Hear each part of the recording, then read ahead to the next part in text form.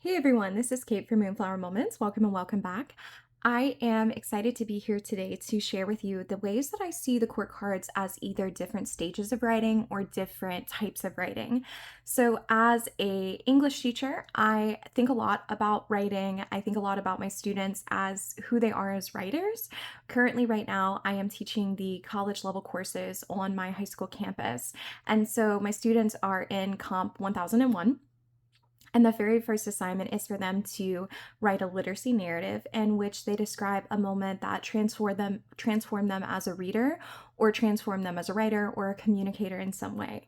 And so this week I've really been so blessed to hear their stories. A lot of them are writing about things that are very heartwarming. Some of them are writing about things that are very heart-wrenching because language is so innately connected to our experiences as humans. They're really kind of sharing with me a lot of personal details that are very inspiring. So, in that, I was having a conversation with one of the students, and as they were talking to me, I thought to myself, oh my goodness, you are someone who really kind of writes like a Queen of Wands would. And then it kind of sparked this idea in my head about what does it mean to write like a Queen of Wands and what kind of genres would a Queen of Wands engage in. So I kind of wanted to get in this space and share all of the thoughts that I've been thinking and how these court cards relate specifically to writing. I might end up doing a part 2 and how they relate to reading, or even perhaps speaking. I feel like that's kind of a different thing.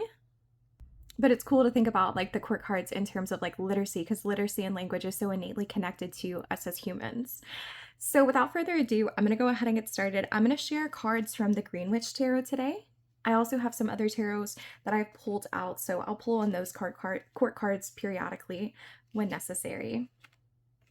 Oh, let me make sure I'm in order. There we go.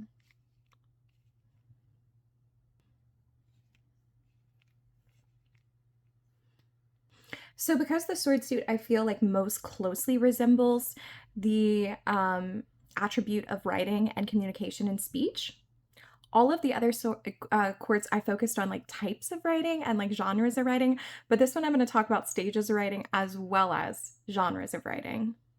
So we're going to do a little bit deeper of an analysis of the sword suit, so I thought we would start here. So this is one of my favorite depictions of a Page of Swords, specifically because it completely and entirely encapsulates what a Page of Swords means to me. So in terms of my metaphor of the stages of writing, I definitely believe that this young girl represents the brainstorming aspect of writing. So because she's young, she's starting kind of right away at the beginning stage, but she hasn't had enough life experience for life to kind of narrow her down. I think one of the reasons that we romanticize youth so much is because youth has the ability to see much more than we do. Yes, we learn from experience and our world deepens from experience. But there's something so innately powerful and exciting when you come up with an idea or you are in the beginning stages of learning about things and your brain is on fire and you're making connections like mad and kind of crazy. And I think that's exactly what this girl did. She's done a little bit of brainstorming, she's done a little bit of researching here. And now her mind has kind of settled upon a thought, which is this sword that she's holding in her hands. And she sort of made that topic selection. And so there's a sense of empowerment here. But as anyone who has ever written in any long form capacity knows that oftentimes when you pick a topic, you have to narrow it, you have to refine it, you have to go back to the very basics. Sometimes you have to throw the topic out. And so this girl is feeling very secure in that topic right now. She's very excited about it. Everything still feels new and very open to her. But it is possible that this represents also kind of returning back to that book, which is why I like that the book is still open, is that she knows that while she feels very confident in this topic right now, she might have to go back to that starting block. So she's here and she's representing that brainstorming and that topic selection to me. The Knight of Swords absolutely represents the drafting stage. It's just kind of throwing something down on the page and kind of seeing what sticks. But it represents drafting in the best capacity. I have a problem as a writer, as a creator, as just period. I have a problem when I always kind of think about my audience because I feel like I start to kind of censor myself and I start to kind of lose that authenticity. because I'm thinking more about like what the audience like wants to hear than what I actually want to say. And this is something that really comes across very strongly when I'm writing poetry. It's why I don't share my poetry with anyone, because as soon as I think of an audience, I automatically censor myself. So the Knight of Swords is someone that is not censoring themselves. They are absolutely and willfully chasing their truth. They are going at it full force. They're throwing words down on the page without worrying about grammar, without worrying about sentence types, without worrying about who their audience is. It is just completely uninhibited drafting. It is just getting those words out on the page and making those connections as you go. And sometimes when we throw things down on the page, we're not really paying attention to exactly what we're saying, and we're not really thinking about if what we're saying is logical and kind of truthful. We're just kind of putting it out there. And I really like that to kind of represent some of the more like shadowy aspects of the Knight of Swords, because I do think that he works very hastily. So there's a lot of shit that is getting done. A lot of it is being done in haste. But I think the biggest thing to consider right here is that just the pure volume of just letting things go without a censor and getting into that really good headspace of creating a lot at once. Then we come to the Queen of Swords, which this card is actually the one that really defined the Queen of Swords for me. So it's pretty special in my personal journey. I absolutely see this as the editing stage in particular. So you can actually see she has this sword in her hand and she's about to cut this flower. And she is rearranging kind of this floral bouquet, not boutique. And so she's using her wisdom and she's using her sense of discernment to go in and start making choices. Quite recently, the college professor that I worked with said to my students that grammar is a series of creative choices. And I've never thought about it like that. But she made the argument that, you know, if you choose to put a period here, or if you choose to indent in a particular spot, that is indeed a creative choice, because you are trying to create a specific impact on the audience. You know, for example, if your most powerful line, you state your most powerful line and then you indent, then the reader has a little bit more time to kind of soak in that idea before their mind moves on to the next section.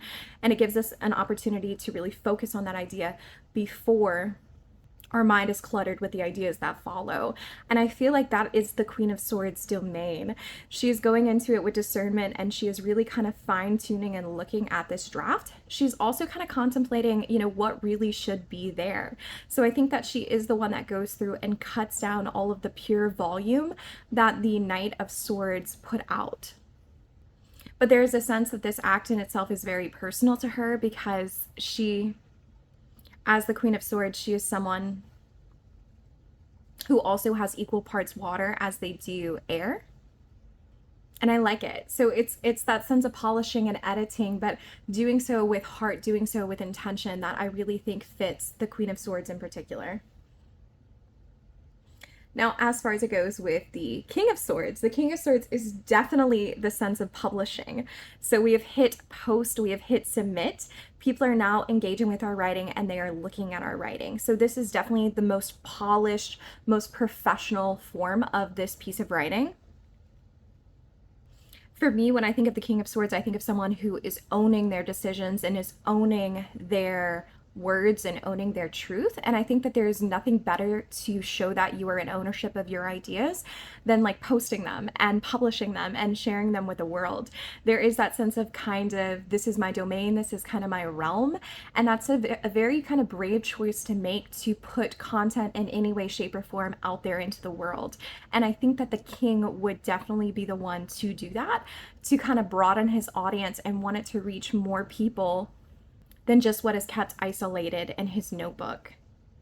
The king is also someone who's very secure in his ideas, and so he would know that they're worthy of sharing. He's not someone who faces, I think in my sense, like the imposter syndrome, though I think that if we wanted to read into like the shadowy aspects of that, we absolutely could. I've never really thought about what the King of Swords like inverted would be, but I think that imposter syndrome could work there as well. Because while when he's healthy, he definitely takes ownership of his ideas and he wants to share with others, I think there could also be that sense of kind of, I'm scared to move forward, or, you know, did I make the right choices as I'm going, that a king would face when his words are the ones that are leading and his ideas are the ones that are leading whole like monumental shifts. So from an archetypal perspective, this is really the way that I kind of conceptualized the court cards to begin with. And then an extra layer is adding on to the types of writing. So now we're going to kind of get a little bit more specific. So I definitely feel like the Page of Swords is what we consider to be a writer's notebook. So if I had to make that analogy, a writer's notebook is essentially a commonplace notebook. So people that are oftentimes writers, artists, inventors, people that are creatives will carry around a notebook with them, and they will kind of like jot down their ideas no matter like how half baked into them, so that they can kind of keep a collection of inspiration as they go. I keep mine in my phone. I have a very long list of like filming ideas and like verses of poetry. Like I might only have one verse. I'm not really sure where I'm going with it. Some of the verses I never go back and finish, but that is definitely the Page of Swords. The ideas are scattered, but we are thoroughly kind of enjoying kind of holding on to them before they kind of float away from us. And in the act of kind of writing it down, similar to kind of like what I just spoke of with like topic selection, we are kind of putting a little bit of commitment to it. We're saying to ourselves that our ideas are kind of worthy and they are worth exploring, I think, with the confidence that a child would have. I really kind of thought long and hard about this, and I think it shows that I definitely see the Knight of Swords as more of like a shadowy aspect and a more of a shadowy character. But the Knight of Swords to me is 1000% an expose, right? It's something that is written by someone who's already famous, that wants to kind of give us all of the secrets, all of the tea about some particular person or some attribute of society. And the reason that I say this is because the Knight of Swords is honestly and completely absolutely committed to telling the truth. I think that he is in pursuit of the truth and living by his truth, whatever that means, all the time. I also think he doesn't really care if he ruffles feathers, and so that's why I think that he would be a bit of an expose. I don't really care what you think. I'm going to share my truth as I experienced it, and this is what we're going to have. So he would be a little bit of an expose, but not a tabloid expose. It would have truth. It would have meaning to it. It would kind of be like a memoir, is what I feel, of like, this is what I experienced while I was working here. This is what I experienced when I was a Hollywood actor, something like that. But definitely not necessarily motivated by fame. I think more motivated by like, I have a sense that my story is important and I want to put it out there in the world. And maybe a teensy bit of ego too. The next one that I want to share with the Queen of Swords, I think that she would absolutely be, her type of writing would actually be a eulogy. So the reason that I would say this is because I think of the Queen of Swords as someone who has to be very controlled, but she still definitely understands like that watery kind of realm. And so I think that she would be like a eulogy writer. She's someone that would definitely want to honor the space and honor the wisdom of the person that has passed away. That would be incredibly important to her. And she would be very precise with her diction, with her word choice, and ensuring that every single word that she wrote about that person was very meaningful. I think I also thought of a eulogy too because of that association with the Queen of Swords being someone that is a widow. So I think that's definitely where my brain went with it. We have an iris that is actually here, and I really love that description because irises live on equal parts land as they do water. So there's kind of that moment to where if she was giving a eulogy, she would be interacting with the people that are still on Earth, the people that are still alive, but she would be honoring the water part, the part of the person that has already moved on, the deceased. And she would be doing so with like her words as the Queen of Swords would. But she is a woman that is capable of saying what needs to be said in a way that is respectful and mindful and precise, even in like those deepest and hardest moments, particularly because she probably has experienced them herself. And then as far as it goes with the King of Swords, I think the King of Swords, if he was a type of writing, would be the court rulings. So this is kind of a court decision that has come after some time. And I think that's partially because we have the rulings, of course, the court rulings, he is the king. But the other part is I see the King of Swords as an ESTJ. And ESTJs are definitely, if we're looking at the Myers-Briggs personality system, which is where I'm pulling on that acronym, they have like great, incredible respect for tradition, for law, but they also have incredible memories for details. and respect for history. And I think that that's important when we're engaging with the law, to be able to not only see this particular court ruling as this isolated thing, but also understand how it fits in with the proceedings that came before it, the precedents of the law, as well as keeping in consideration that like our choices and our rulings do impact our jurisdiction, which is a word that I think of a lot with the King of Swords. Is like, what is within your jurisdiction to speak on? You know, what is within your right to rule? So that would be the court ruling for sure. The Queen of Swords would be the eulogy. The Knight of Swords would be an expose. He's a little bit more fun. And then I think the Page of Swords would be the writer's notebook. So this is a bit of my dissection of the sword suit. I think I'm going to go ahead and pull, maybe we'll talk about the cups next. Yeah, let's go ahead and grab the cups.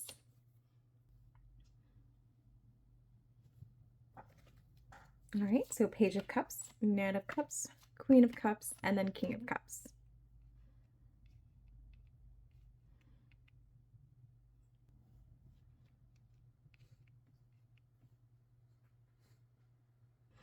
All right, so my sweet cups. I love this suit completely.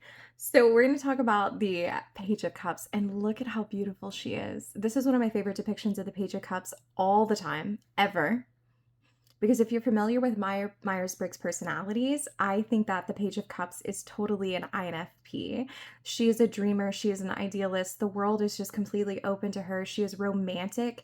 She just feels kind of love all the time. She's very young. She's very innocent. This is the child that kind of comes up for me when I'm doing my inner child work.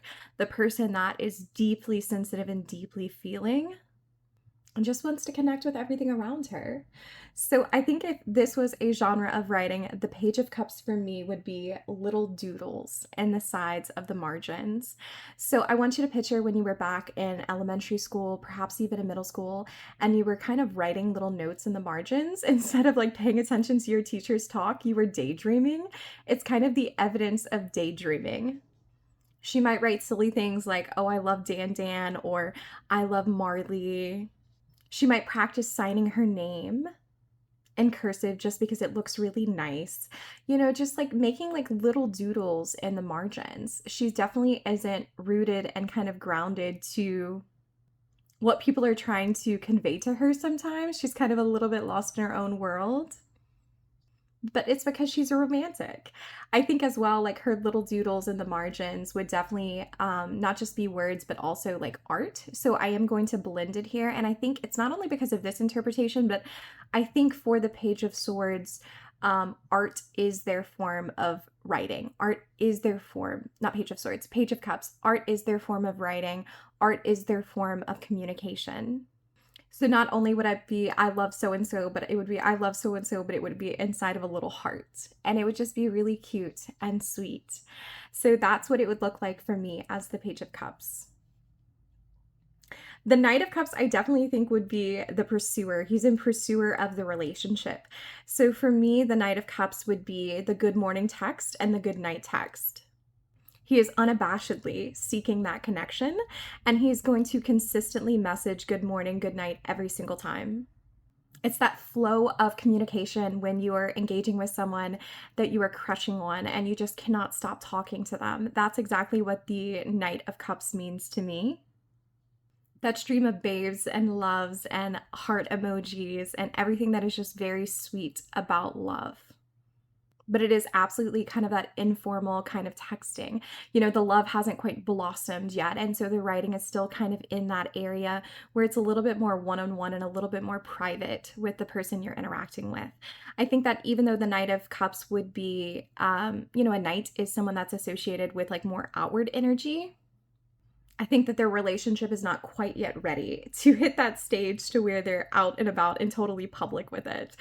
So his outward expression of the love is just those sweet text messages that they share back and forth. Perhaps maybe an Instagram post every once in a while, but it is definitely that. It's the evidence of the pursuing of the relationship. Now, the Queen of Love, I think the Queen of Love, the Queen of Cups, I think would be a little bit more specific to love letters. So you can actually see that all around her, the water is just completely and absolutely moving. She is sitting on this rock, and all she feels is the love that she feels for the person wrapped around her. And so I think that this would be a more formal declaration of love. It would totally be a love letter, one that is either sent or perhaps given to a person. But this is not a digital declaration of love. We're talking like old school. We're talking nice stationery. We're talking putting perfume on the pages. You know, something that is just truly gorgeously romantic. And even though it's a little bit more private, such as what the queen would be in my particular mind, the love is just water and water, just like the queen of water is. And so you get that full like rush of kind of like a tidal wave of water that is intended exactly and completely just for you. Now for the King of Cups, and perhaps this is because this is the card I'm most closely associated with, I do see it as kind of the diplomacy situation that's happening here. I think that the King of Cups is an excellent diplomat.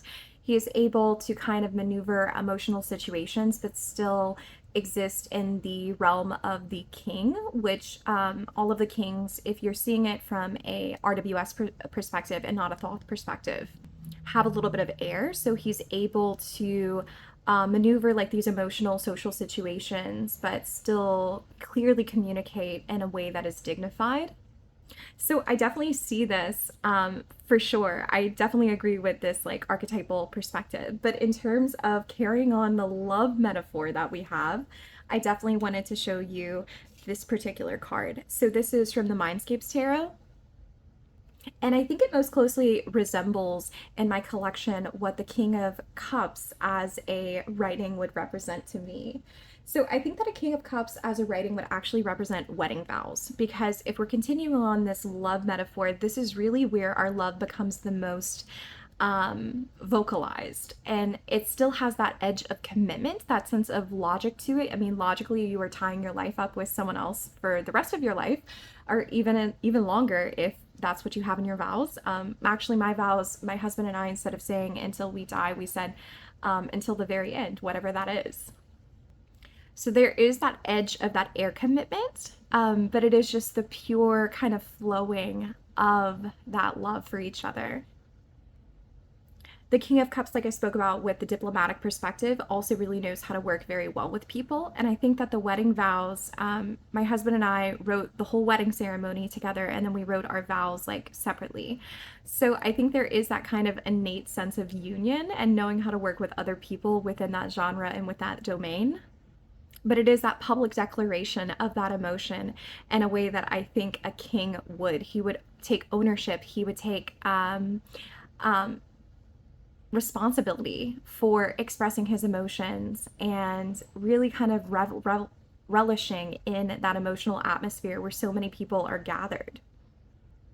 So for me, that's what it feels like. And you can kind of look at this card and feel it. It almost feels like two people could get married overlooking this water here, but the stone is kind of aged, which shows that age of that relationship and how it's kind of gone from like these cute little hearts in the margins to the text messages to the love letters to now we have a public declaration of our love because we've been together for so long, and we know that like our love is kind of worn in and it feels that way, and we want to share that with other people. But of course that's against that idealized background, right? Because I think that marriage is idealized. And marriage should be seen as like the beautiful sanctity that it is. And I think that's represented with like this beautiful background as well. So this is, these were my cups. So like I said, this would be the wedding vows. We have the love letter. We have the good morning, good night text, the stream of text messages. And then we have the little love doodles for the cups.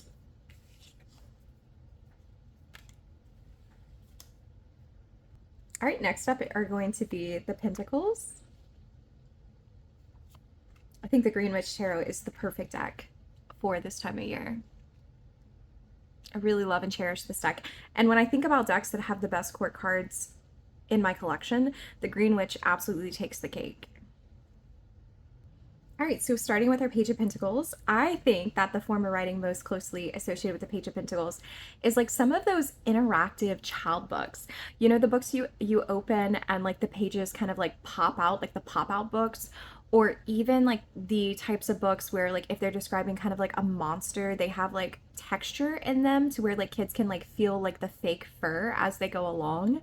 So I think it definitely has to be like a tactile experience. So maybe that's a little bit more of a form of reading than it is a form of writing, but like someone wrote it. Maybe just not the Page of Pentacles.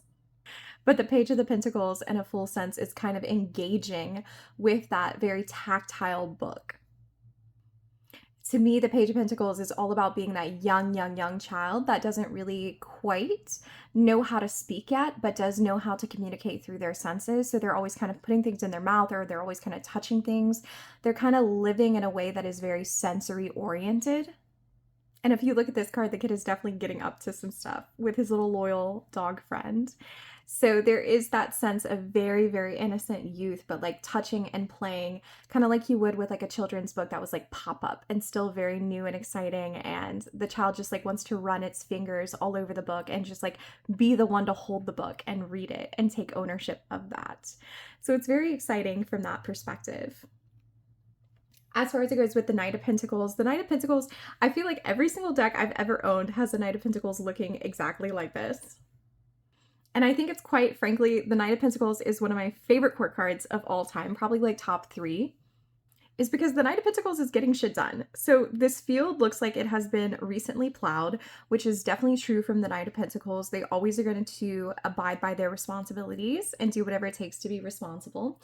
And so I think for a Knight of Pentacles, the form of writing that best suits them would be a job contract. So the expectations are very clearly laid out. There are parameters around that work, and the Knight of Pentacles is clearly following those parameters. But I think there's kind of a passivity to this. Like I said, it doesn't seem to me like a lot of these individuals are like writing, probably because the Pentacle suit is more passive.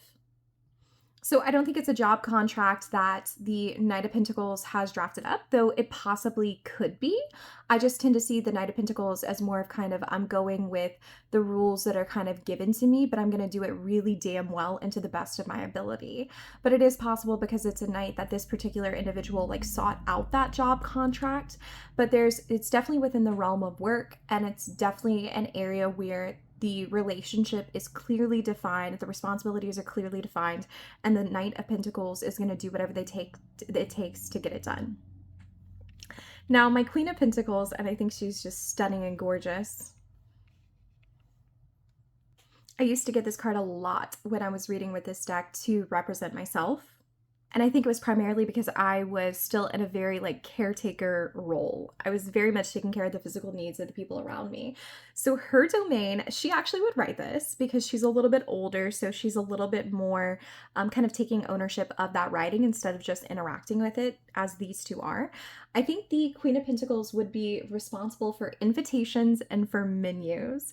So I definitely like the depiction of this because you can tell that she's like physically taking care of a bird. She's like attending to its needs even before the bird has articulated to her that it has needs. And I think that that is so very much the Queen of Pentacles. It would be a very well cultivated menu. It would absolutely take into account the dietary restrictions and the dietary preferences of those around her. She would have that information recorded somewhere that, you know, John is allergic to peanuts, and she would make damn sure that the menu did not have peanuts. But she is absolutely that excellent, wonderful hostess. And I think that can be shown here with the Mindscapes Tarot as well. So while I think kind of both of these depictions inform what I picked for this, because a woman that is able to craft a room like this can 1000% craft an excellent menu and an excellent dinner party. And she would take delight in engaging with like those littlest of details.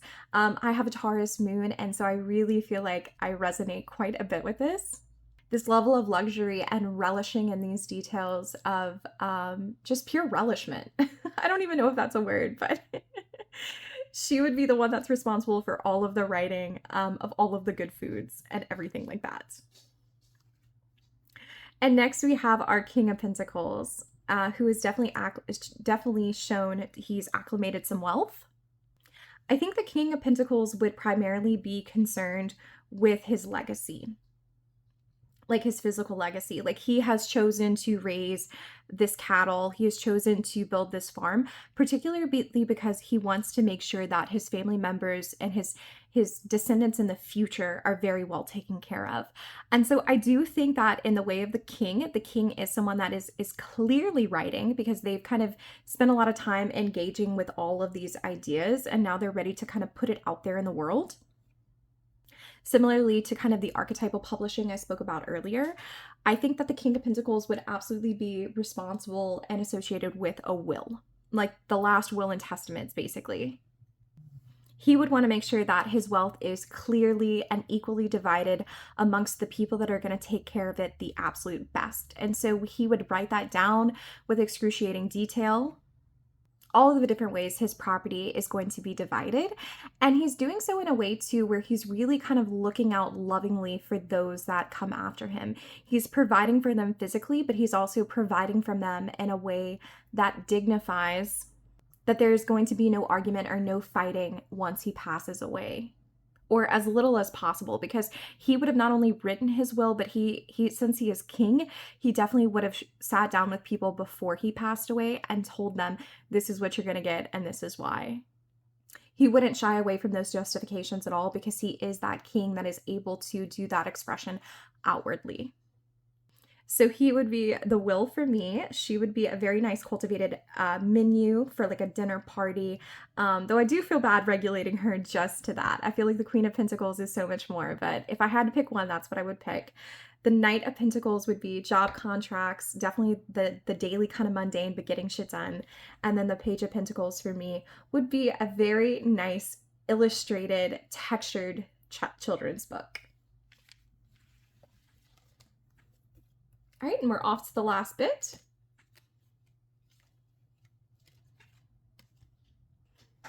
So here is the Page of Wands, Knight of Wands, Queen of Wands, and King of Wands.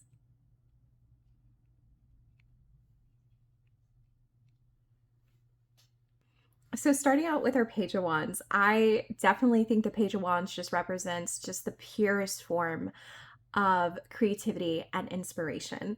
So for me, I think the Page of Wands, because he's so young, would represent the accidental verse that you write when you are journaling or when you are speaking or when you are even like writing down something in your notes app.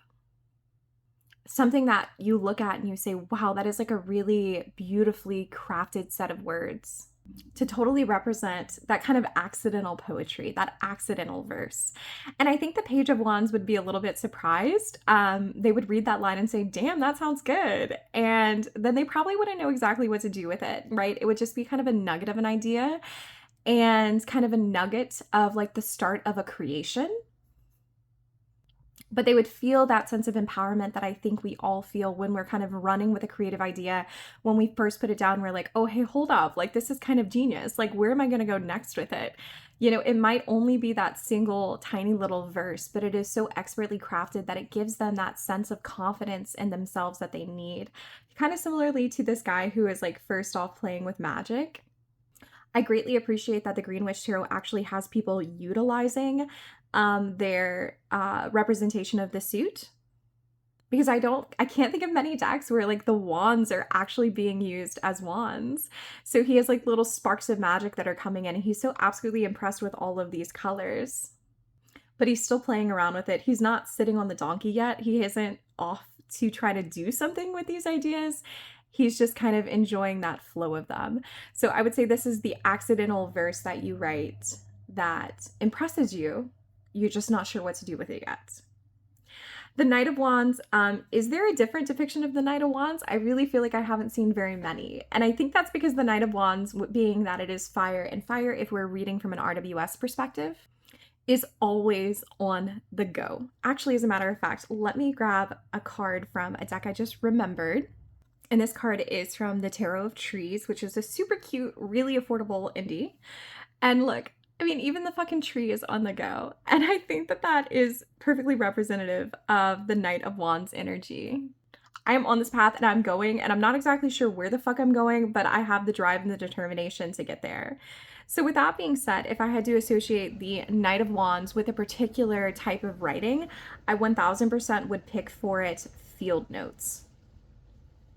So this individual is kind of coasting along this path.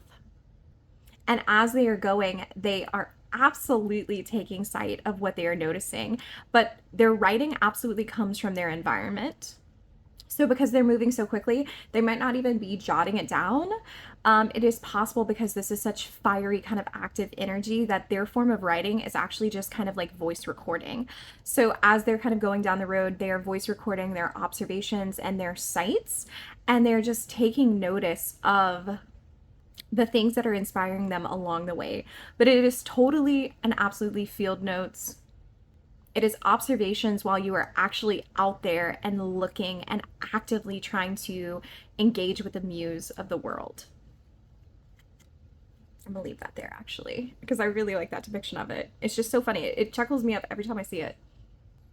The Queen of Wands, I would definitely be associated, I think, with a song. So another card that I would show to depict that would be from the Radiant Wilds Tarot, and this is the Queen of Wands from there. I think that the Queen of Wands is someone who knows herself so very deeply and is so deeply self-confident and self-assured, and is so ready to share her creations with the world in a way that is completely and absolutely innately her, that she would sing them. She is kind of art at its most kind of unbridled capacity. She doesn't give a fuck if other people like her song by any means. She's kind of a bad bitch in that kind of way. But rather, she has a song that is kind of weighing on her heart and kind of weighing on her soul. And similarly to this, she is absolutely just sharing that outward. I like the outward expression of this, and how like the song would represent all of these various different forms of herself. She's not holding anything back.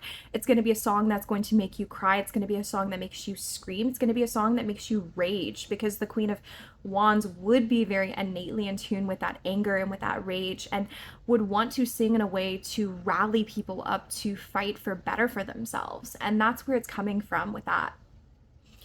I kind of am thinking of like Dear Mr. President by like Pink. I'm not sure if y'all are familiar with that song. Even though it's not as like kind of fight and like feisty, it is kind of more of the heartbreakingness that like the Queen of Wands would definitely know, because she is fire and she's water as a queen. There's kind of like a sense of how like Pink sings that song that is criticizing, that is berating, and is very powerful in its own right. So it would be a song of rebellion, I think. I kind of was kind of going off of that as I went. I don't think I started the video with that in mind, but she would be singing a song in a way that empowers her, but also through her sense of self-empowerment empowers other people, specifically I think women. And then the King of Wands, another one of my favorite court cards. I closely actually associate this one with my husband. So the King of Wands, I think, is a leader that is able to inspire us to make change. So this King of Wands looks a little bit retired, so I'm going to show off these two depictions of it, I think, when I'm describing it. So this is from the Wild Radiance, whereas this one is from Jamie Sawyer's, ooh, let me think about it, Sawyer's Path Tarot, which this one is out of print, but I'll leave descriptions. I'll leave in the description box below the title of all the decks I've shown. So I kind of felt like I needed to kind of explain both of these together to kind of get to the heart of the type of writing the King of Wands would be mostly associated with. So this himself is the King of Wands. He has this like eagle that's above him that is kind of screeching, but he has this fire that's kind of coming around him. He's very magnetic. He's very charismatic. Like the sunflower, he kind of always reaches for the sun. And he is someone who is very firmly in tune with his own self, and also is able to cultivate great momentum around him. So the reason I pulled the King of Wands for this one is because it feels, when a King of Wands is speaking to you, it feels like they are speaking directly towards you, like you were the only person in the room, like you were the only person in the desert. And it's very magnetic in that way. And so I think the writing that a King of Wands would be associated with would be like a speech after a tragedy, something that is able to give us direction coming after a really terrible situation. This person would definitely be in a governmental role or a leadership role, perhaps like a leader of a nonprofit, but they would be someone that we look to for direction that we can't help but look at to give us some sort of direction of what we need to do after this tragedy.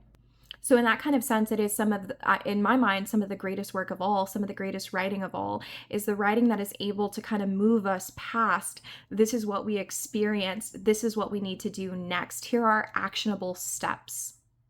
But in a way that still reminds us that we are a part of a greater audience, a part of a greater group. And so therefore it is our responsibility individually to choose to move forward. But there is a sense of like magneticism here and momentum that I think we would need to not succumb to deep and terrible dark thoughts and despair after a tragedy, but instead to use tragedy to move us towards greater action.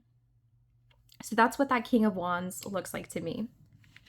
He's a little more like this and a little less like retired, but I think that the King of Wands also has a beautiful, playful attitude that a lot of people don't see. So I'm glad that it is depicted here in this deck. Alrighty, so that was how I see the court cards as either stages of writing or forms of writing. And it's interesting as I talk that like the writing started to kind of blend in with the reading, which started to blend in with the language and the speaking, which is kind of an idea that I've been sharing with my students lately, is that, you know, writing is a form of human expression, but so is reading, but so is speaking, but so is working within different languages, and so is music. You know, all of it kind of pulls on that central core of who it means to be human. So I did kind of feel like the court cards kind of innately fit within this analogy system. I have another video that I filmed with the lovely Imogen at Sapling Tarot that should be coming out in the next couple weeks, in which we go through how all of the major arcana cards relate to the different stages in our life. So for example, the Magician, the kind of things that we grapple with at 1 year old, which would be the number of the Magician, kind of are replicated in the Magician's energy, similarly to how at 13 years old, the kind of things we go through at that stage of life in our development match themes that are depicted in the death card. And so I've been really enjoying kind of allowing my brain to form these connections and make these analogies. Once that video is published, I'll leave a link in the description box below to it. But if you like this kind of content, I think that that would be an awesome one to go and see. I love everything that Imogen does. And so, you know, I just kind of wanted to take that time to give them a bit of a shout out. So with that being said, I'm going to go ahead and wrap up this video. I wanted to say thank y'all so much for being here. And if you have any thoughts about this, especially in regards to your signifier card, I don't actually take out the card when I'm reading. Like I don't take out the King of Cups to represent me, but I just kind of know when he pops up that he probably is kind of like directly speaking towards me or how I relate to a situation. I had a lot of thoughts about the types of writing and the types of things that he would be associated with. So if there's a card that really resonates with you very strongly, I would love to see and hear the analogy of what type of writing or stage of writing you would associate with it. So I hope that all of you have a great day. Thank y'all so much for being here, and I will see y'all again next time.